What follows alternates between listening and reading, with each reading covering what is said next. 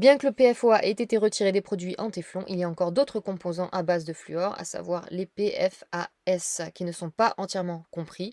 On ignore encore beaucoup de choses sur leur sécurité, mais on sait que ça peut rendre malade, notamment quand on inhale des vapeurs, ce qu'on appelle la grippe du téflon. Par contre, pour relativiser tout ça, en fait, si on utilise des ustensiles de cuisine à base de téflon, on va pas être forcément intoxiqué parce que c'est à haute température, en fait, que ça va relâcher des vapeurs toxiques.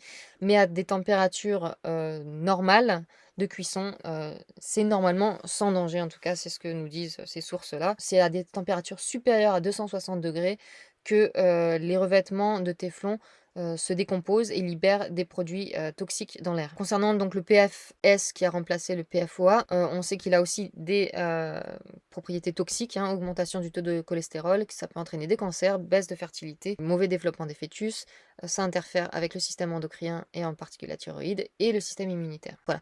On a aussi le PTFE, hein, dans ces produits-là qui sont dans le téflon.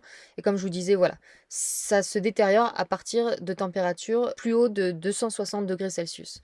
Donc si vous dépassez pas cette température-là, si vous faites des cuissons à température, raisonnable, hein, pas à feu hyper, puissant, normalement, il y a pas de danger et vous n'allez pas avoir une libération, toxique de ces composés fluorés. Voilà, là on nous dit: «Les ustensiles de cuisine revêtus de téflon sont peu susceptibles d'atteindre des températures dangereuses lors d'une utilisation normale, car la viande est généralement frite entre 204 et 232 degrés Celsius». Mais voilà, donc en quelques mots pour le téflon, pas de panique si vous l'utilisez correctement. Utilisez, vos casseroles et vos, poêles antiadhésives à base de téflon à basse température. Voilà, à basse température et évidemment, il faut, utiliser des cuillères en bois pour pas, scratcher la couverture de téflon. Si vous faites ces choses-là, normalement, ça va bien se passer. Cet extrait est issu d'une vidéo longue que vous retrouverez en cliquant sur le petit triangle en bas à gauche de cet écran.